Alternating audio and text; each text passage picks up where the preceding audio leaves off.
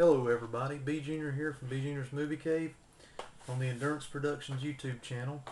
A couple of my YouTuber buddies, Ron1988 and Doug Lander, that I've met at a couple of horror conventions, have spurred an interest in doing a list video. Now I've got a list together here of my worst to best Friday the 13th movies, taking all the Friday the 13th and or Jason movies and prioritizing them from worst to best. Good nerdy juicy subject that I couldn't pass up.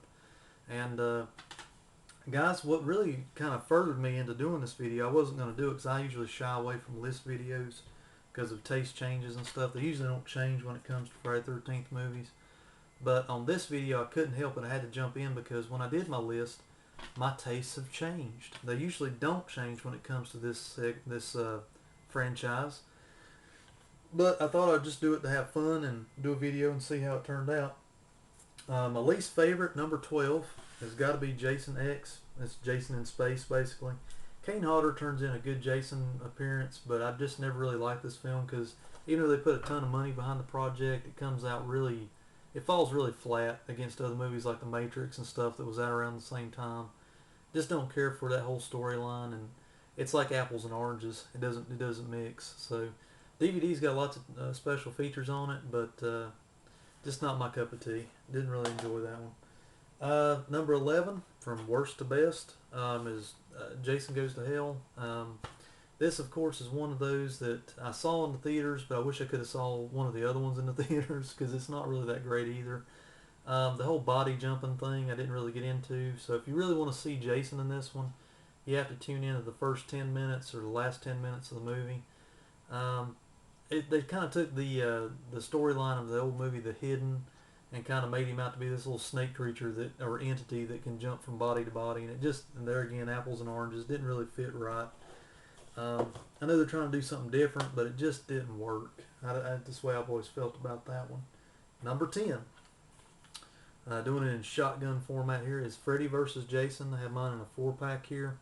Now, there's a couple different reasons why this one wasn't higher on the list. This one's a fun one to watch at Halloween, and kind of like in the vein of Army of Darkness or something like that, where it's just kind of like a horror comedy, basically. But what I've always felt hurt this one is that this movie's basically a Nightmare on Elm Street movie that has Jason thrown in for good measure. It's really not a full-on Nightmare on Elm Street movie. It's a full-on Friday the 13th or Jason movie, in my opinion, you're really just watching this for the big showdown at the end anyway. But it's fun, and I put it above the other two New Line ones that are out, but that one's kind of not real high on the list. One that I put high, that I didn't think I'd put as high on the list as it is, but at number, 12, 11, 10, number 9 is 2009 Friday the 13th. I like Derek Mears as Jason in this one. He does a real good job. The Blu-ray's really great. It's got a lot of special features on it. This one's growing on me. This is one of the few remakes that they put out in the last 5 to 10 years that I can actually watch over and over again. And I watched it recently, and it's not quite as bad, and I kind of fall into the same vein as everybody else. I wish they would have kept the kids that were at the first of the movie and put them into the middle of the movie and just switch crowds, because the kids at the first of the movie are much more entertaining than the ones that show up and are kind of the lambs to the slaughter later. There again, that's one I like for my number 9 spot. Number 8, and here's another surprising one that I thought would be higher on the list, but it's not. I've just kind of, over the years, it's just kind of lost. It's not holding up as good, and I don't know whether I've seen it too much or what, but in the number 8 spot, I've got Friday 7, The New Blood, the whole Jason versus Carrie situation. I don't know, it just kind of went down on the list a little bit because I don't know whether I've seen it too much or it just kind of falls flat after a couple of the other ones that I've grown to like over the years. I think the older I get, the more my taste buds change to different ones in the series. Here's one that switched places that would have probably been in that spot, but number 7, I'm going to give it to Part 8, Jason Takes Manhattan, or Jason Takes the Boat, as we've all come to call it, because it's about an hour and 15 minutes on a cruise ship and then about 15 minutes in New York, which New York is basically Canada except for about 2 shots in the movie. So I don't know, this one's so out there and so poorly done that it makes me laugh now, and I like to laugh a lot more nowadays than I did before. So that's why I say the laugh factor make this one a little bit higher on the list, and that spot for number 7. So number 6 is part 6. Jason Lives, the whole zombie Jason thing starting there. This one harkens back to a lot of the old Universal monster type feel. Try what the director of this one, Tom McLaughlin, he says in the special features on this one that it could play as a black and white movie. I actually did that. I turned the color down on my TV and watched about half of it one year right after this came out in black and white, and it does have that old Universal monster feel to it if you watch it in black and white. So, but anyway, right in the middle, not the best, not the worst. A lot of people put this one higher on the list, but I don't know. I guess I'm a little more old school. And this one's kind of where they started a new generation of Jason as a zombie or whatever. So couldn't be killed or couldn't be hurt or anything. Here's another surprising one in number 5 spot. This one used to be my number 1, and for years it was, just for sheer go-to factor or just a favorite of mine. But it's part 3 in 3D. This one's fallen down on the list a little bit over the years because I guess I've just watched it so much that I didn't take time to appreciate other ones in the series more for what they were. And I don't know, I still like it, and it's in the top 5, but I put it down on the list a little bit to make room for other ones that I've just grown to like more later in later years.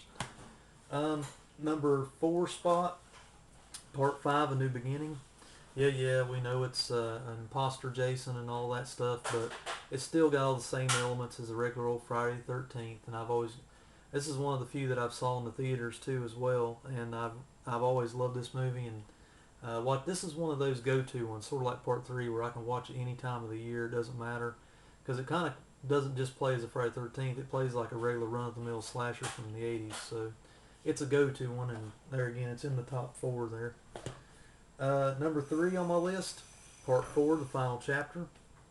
Mainly, it's just I couldn't put part 5 above part 4 because it's got the Tom Savini return to his great special effects, and I don't know, great characters, and Joseph Zito direction in this one's really good. Just a sound, really good one, and it's in my top 3 now. The final 2.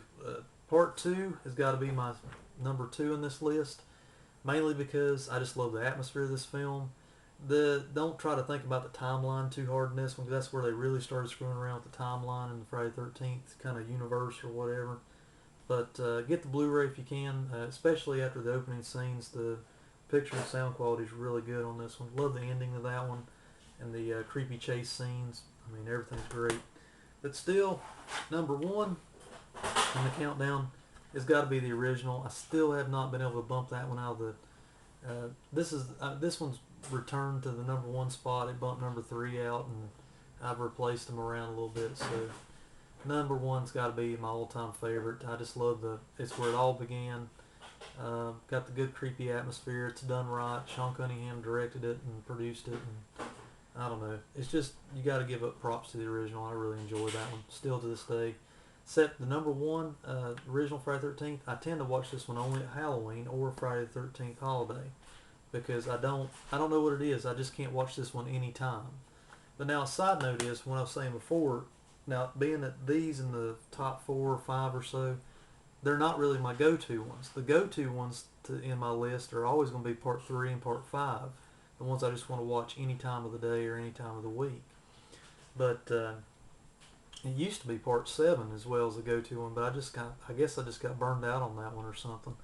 And part 8 jumped up a couple spots. Part 3 come down a little bit. So I hope this list hasn't been too boring. I hope you guys have enjoyed it. I'm going to set this up as a video response, and if you guys want to do one to this video or to the original video, the links will be below. Take care, and I'll see you next time. Rock on.